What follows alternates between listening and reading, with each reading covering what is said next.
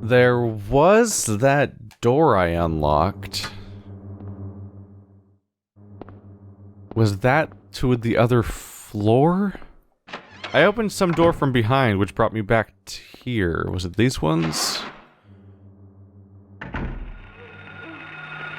Oh, still an enemy over here. Oh, yeah, look at that. Here's the end of the hallway, right? Maybe not. Ah, shit. Was it you? I think this is it, actually. Yeah! Okay, yeah, I opened the door from behind. That's how I accessed this place without the elevator. That's confusing. I kind of traced back that there was a door I opened from behind, but I didn't really have a good idea of where it was attached, partly because of the fact that the, there's no staircase, is there? Key of Eritron. Okay, so I know where to take that. There's no staircase, right? So that attaches floors 1 and 2, even though it's just, like, kind of mysterious how exactly the two of them were attached that way. Hopefully there's only one of them. There's not only one of them. Shit.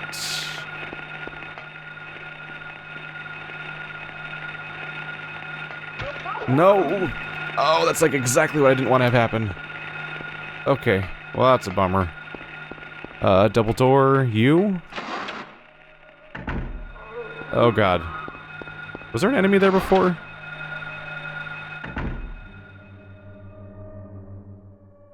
Okay, it's quiet in here. I'm doing not great at the moment. Okay, so... that's Ballard. What do we do here?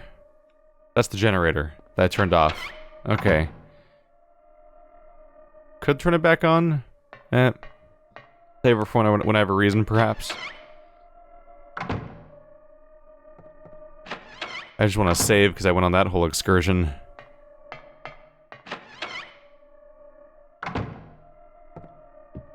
There we go.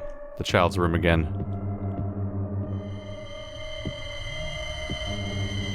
Yeah, we're doing that thing where it's hell, so like... or Silent Hill, or whatever you want to call it. It's non-reality of some form. So, stuff's joined in ways that don't make sense. Like, all I did was go through a double door, but it somehow goes from floor 1 to floor 2 and stuff. But that's just like the bathrooms from earlier in the game, at the school. Wow, that was a while ago. The school bathrooms?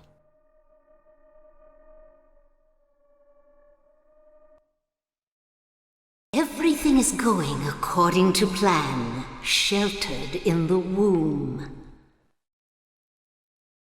But it's not done yet. Half the soul is lost. That is why the seed lies dormant. And what soul remains captured in that husk is buried deep down in the subconscious. Are you trying to say it won't work? That wasn't our agreement. No, these are just stalling tactics. If we lend a hand, we will be able to get power. Never fear, the promise shall not be broken. But the power we could draw now will be very weak. Almost nothing. Unless we get the other half of the soul. We'll use a magical spell. Feeling this child's pain, it's sure to come. But that will take time.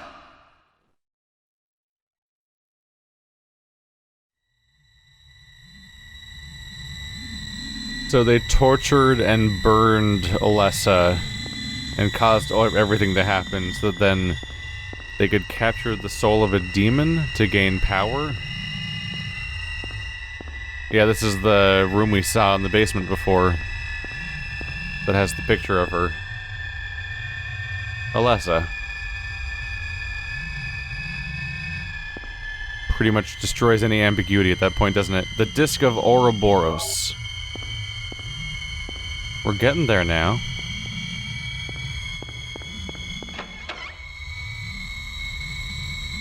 Seemingly the only item now I need is that sword that killed me before. But at least now I'll be able to be like, I got all of them, and then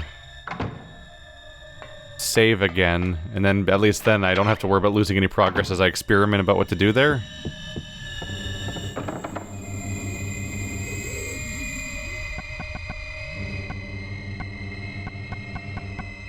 Disc of Ouroboros, ring of a snake biting its own tail. Now I have everything except the sword.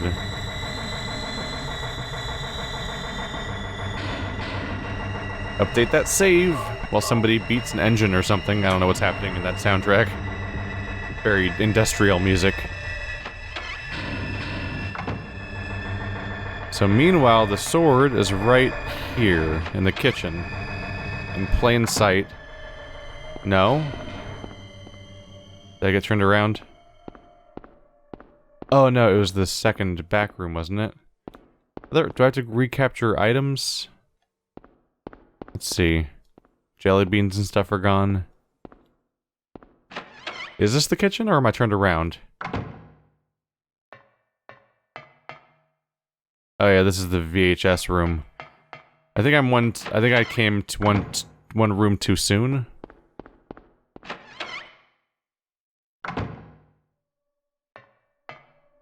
No, that's the beds in the middle of the room, so it's this way. There we go. Okay. So hard to orient yourself. Okay. Yeah, kitchen. Gonna hit the X button a lot and see if anything's interactive around here at all. Before I make the same mistake again. Okay, nothing's really helping me here. So I clicked on this and it said that the chain is missing a link. So either I'm missing something or the solution's in my inventory right now. So these are all my weapons and nonsense that are irrelevant to any puzzle. It doesn't leave much. We have a videotape, which definitely is not it. Camera, also not it. And the ring of contract. Rustic, hefty-looking ring of unknown material. A ring could arguably be part of a chain link, sure. And it's hefty-looking, apparently, and it's called the ring of contract, which is also like a word that is binding in nature. The ring of... yeah, there we go. Now I can take the sword safely. The dagger of Melchior. Now run away and hope it doesn't grab me. No, don't do it again.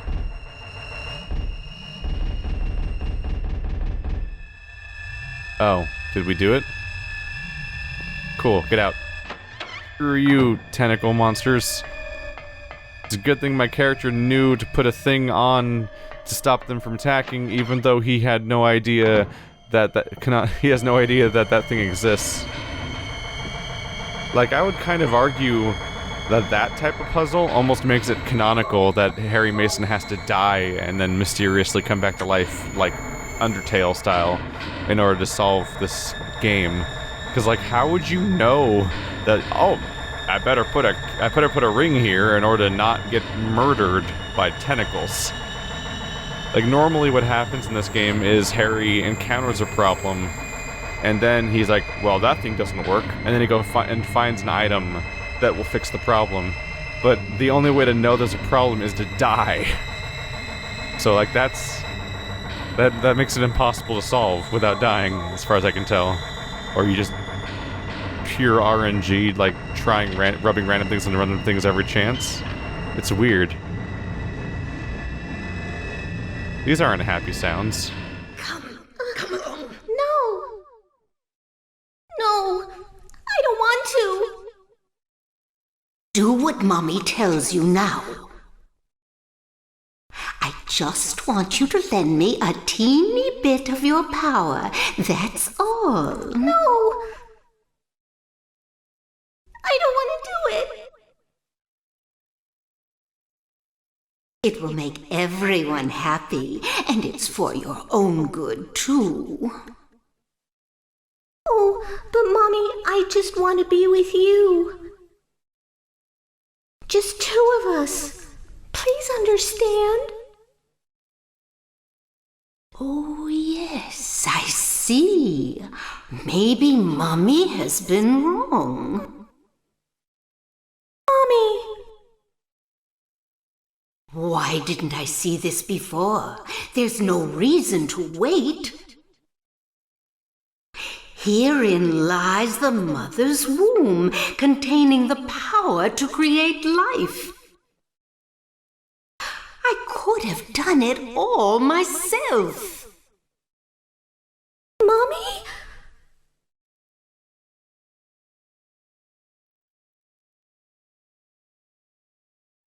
Wow, she's just so forcefully shitty. I mean, I shouldn't be surprised they're cultist murderers. Look at the texture of this door. It's such a change all of a sudden to be dealing with these kinds of physical appearances from where we were before. Yeah, if you're a cult leader, child murderer, monster, I guess I shouldn't be too surprised. I do find myself just thinking about how much it's a bummer that PT is never going to happen. I'm sorry, how long are these stairs that seem to be in somebody's house? Holy crap.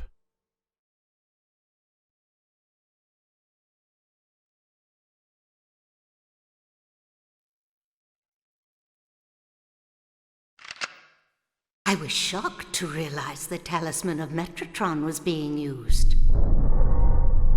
In spite of the lost soul returning at last. Just a little longer and all would have been for naught. It's all because of that man.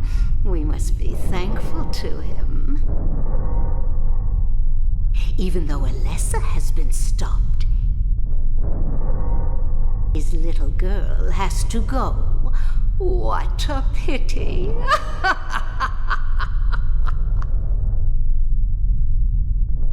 Freeze! What in the devil's name? Ugh! Dahlia. Well, well, well. To think you'd make it this far.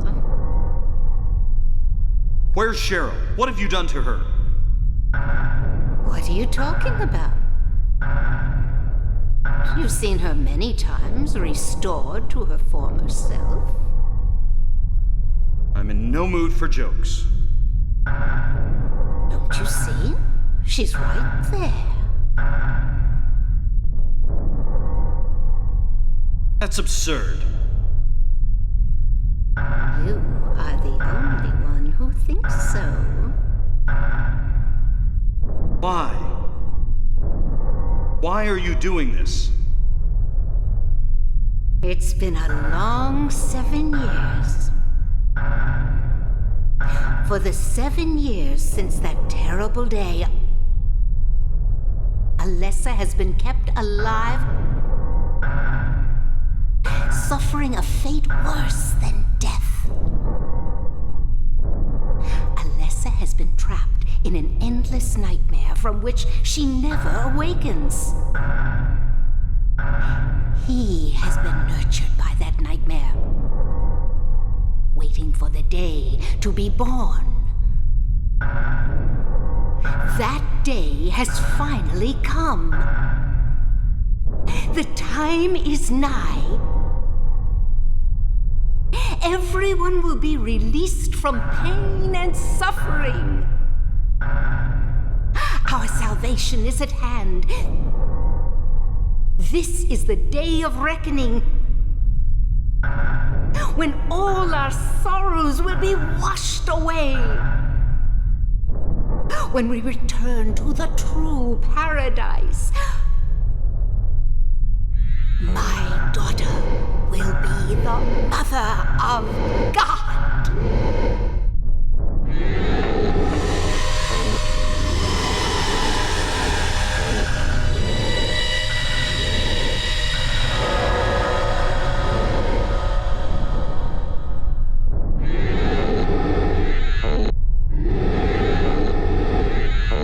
It's awakening.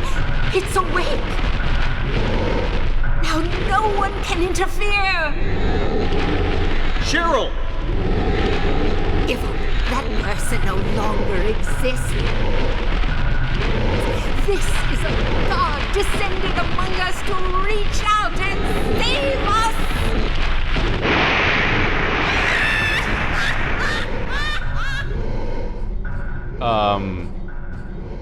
Hi. Shooting time. Ow, ow, ow, ow, ow, ow. Pain. Pain is bad. I mean, this is why I saved up all this ammo, right? Is to do this. Die! Weird, chosen one looking savior person that's glowing a lot. And how traditional storytelling dictates that you're supposed to be the good guy, maybe, but you seem to have taken my daughter from me. I don't have a way to save them, right? Like I did with Sybil. Like, my inventory has nothing in it. The axe, maybe the axe is the chosen one axe. I'm not gonna take that kind of gamble. I can take a photo of them. Nope. That's my only item. There's no special items in my inventory. Uh-oh. Keep shooting! Die! Ow, ow.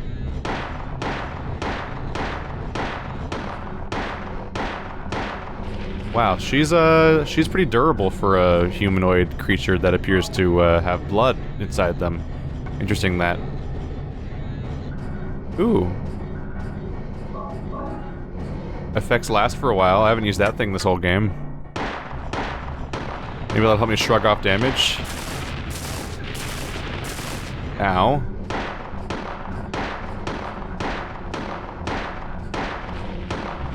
I don't think your shooting speed affects your chance to actually do well. Ow. How's health looking? Bad. Yeah, I don't think my range really affects my ability to shoot her well.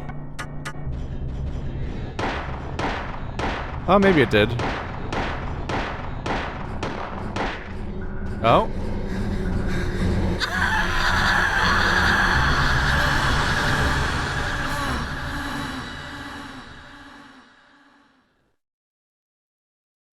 Daddy. Cheryl! Thank you, Daddy. Goodbye.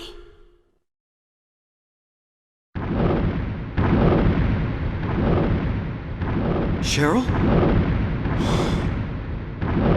Can't be. Can't leave like this. This can't be happening. Cheryl! Cheryl!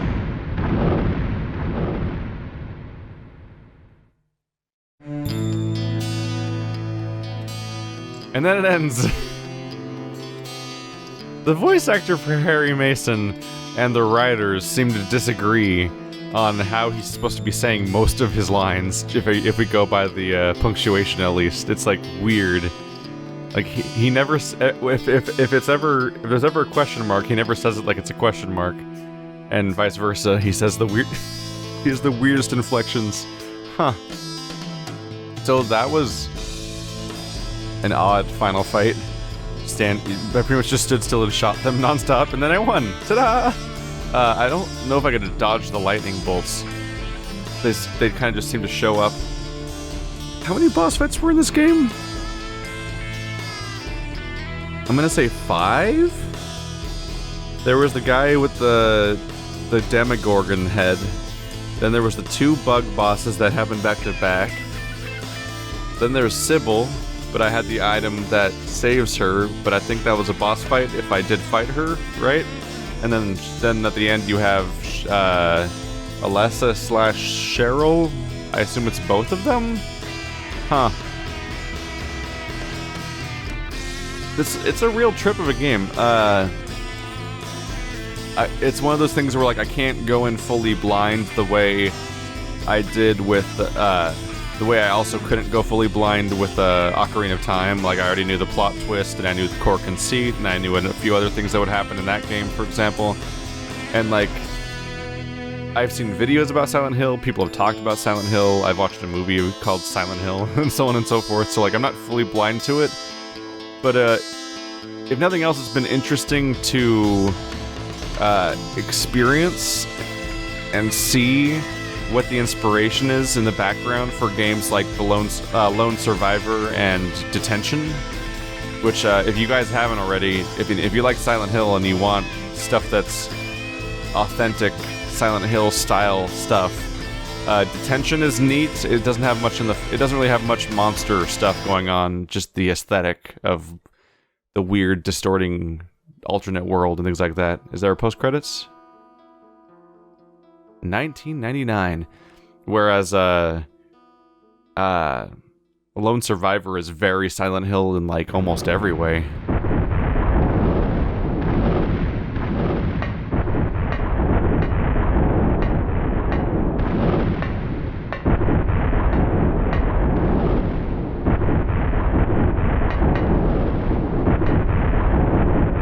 Harry, go.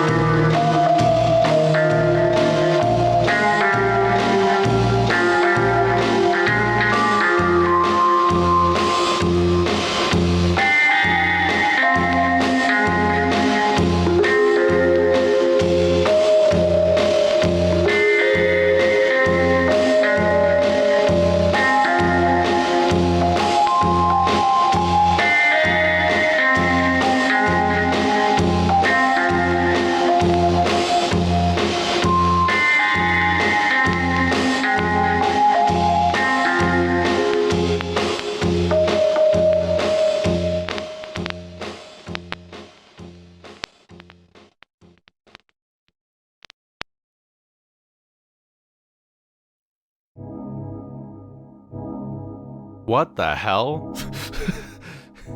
That ranks on the list of, like, when I talk about going into these games blind, like, I know the broads, I have to know a lot of the broad strokes and weird details like that, and like I can't escape that because of pop culture relevancy of some of these properties.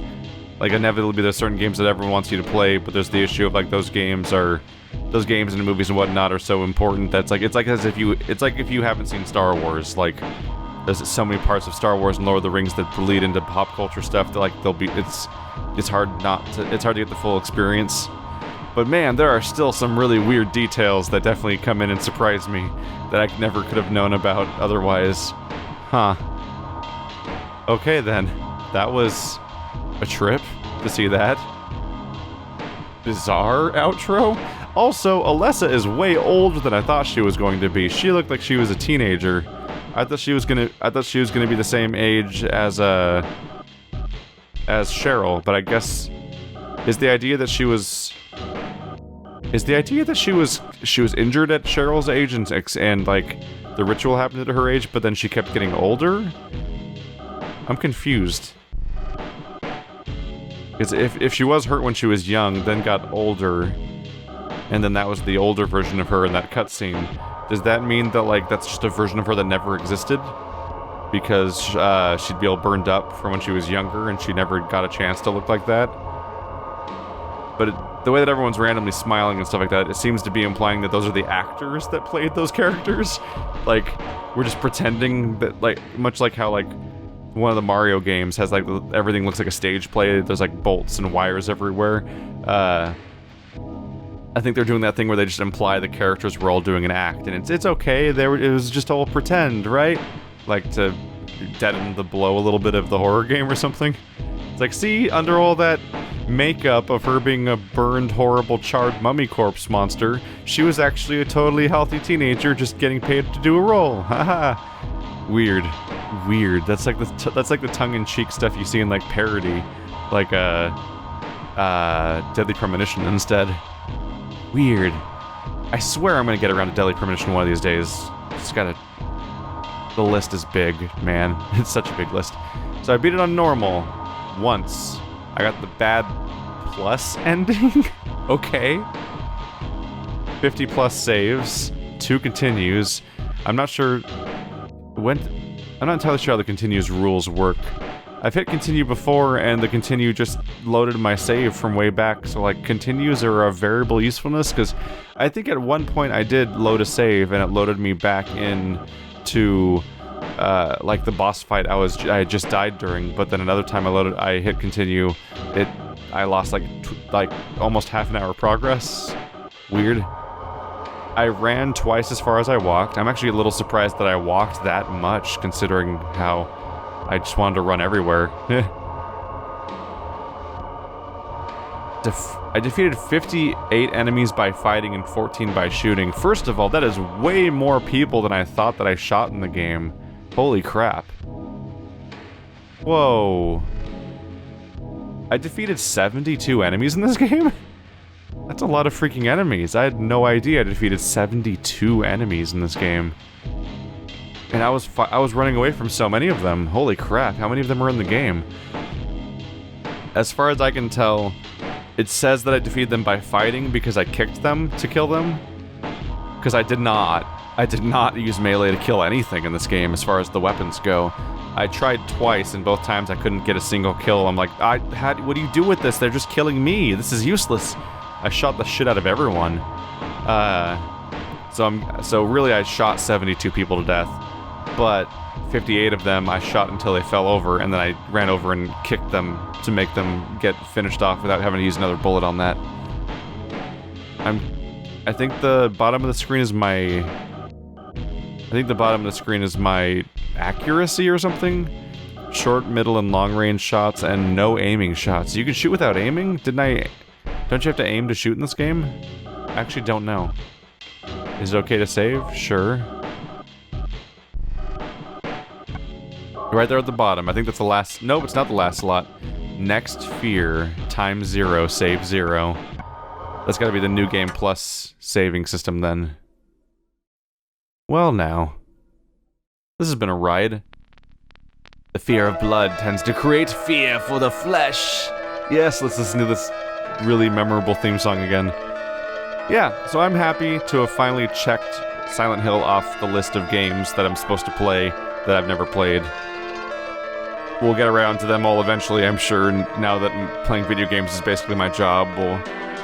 One of these days we gotta play like Final Fantasy VII, so people can shut up about it, and Resident Evil. I'm torn between playing the original Resident Evil or the remakes, just because the remakes are supposed to be pretty good, and they already remade 0 and 1, and they're remaking 2 and stuff. So I'm torn there. I might play weirdly enough, I might play the Final Fantasy VII remake, having never played Final Fantasy VII before, in which case I'll just be judging it on how good it is as a game, as someone who doesn't know anything about the original game, as opposed to somebody who's like, they didn't do this part right, and stuff like that. So that might be the way I go with that. I'm not really entirely sure. Oh, I remember seeing that before. Because this is all playing in the intro. So we did see her at that age, I guess. Because this is what everyone looks like when the game starts. Sybil survived, unless she didn't, because we don't know if anyone escapes or leaves Silent Hill. The game ends before then, so we're just like, oh, by the way, that's the best line they can get out of Sybil. Like, Harry, go. Now, like, Harry, snap out of it. We have to get out of here, or just anything like that. She's just like, Harry, go. Like, what a weird line delivery for what is essentially the last line of dialogue we got in the game, at least in our story path and whatnot. Okay, so yeah, that makes more sense now. Okay, so back there we had a crashed bicycle with no Sybil. So is the suggestion that Sybil crashed her motorcycle and died? Or that maybe Silent Hill had already snapped her up and, like, captured her? And that she was taken into Silent Hill?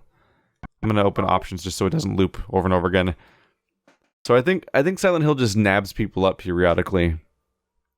I don't know if they instantly disappear from their existing world and just become in Silent Hill. But Sybil is the most interesting detail because we get to see a glimpse of somebody being captured by Silent Hill, but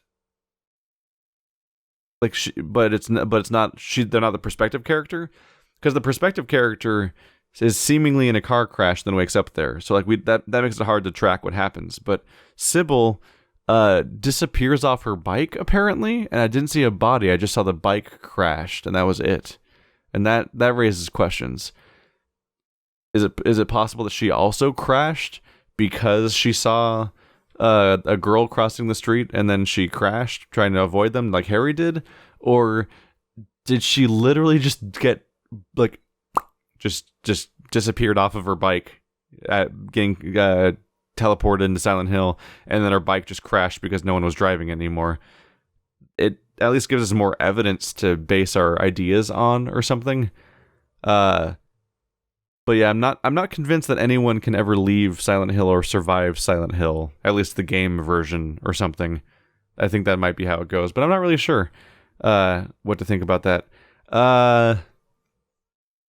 Anyway, I've been fighting off the urge to go rewatch the movie, and I think I'm going to do that next. If you haven't seen it, I think it's worth checking out.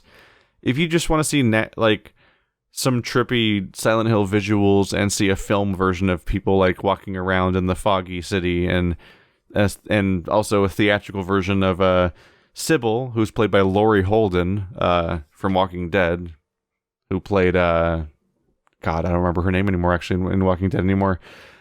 Sean Bean's in there for some reason. He's not really important, but they hired Sean Bean to play the dad, but the dad is not the main character because they went in that version of Silent Hill, the mom is the one looking for Cheryl, not the dad. So there's just randomly a dude played by Sean Bean that's like, "Where's my wife? Where's my daughter? Someone tell me about Silent Hill," and it's all pointless. But it's a mother desperately looking for their daughter while the world transitions back and forth between the foggy Silent Hill and the hell Silent Hill, while a cult is also pursuing Alessa, and pretty much the exact same reveals happen about Alessa, down to like the sacrifice and the fire and demon stuff and everything, and the potential tie to Cheryl. Like, it's a very similar thing. There's some major departures here and there, and also Pyramid Head is in it for no reason, because Pyramid Head is part of the specific hell that the Silent Hill 2 protagonist is supposed to be experiencing, but they put him in the movie because he's Pyramid Head, and he's the most recognizable monster in the franchise, so they just did it anyway.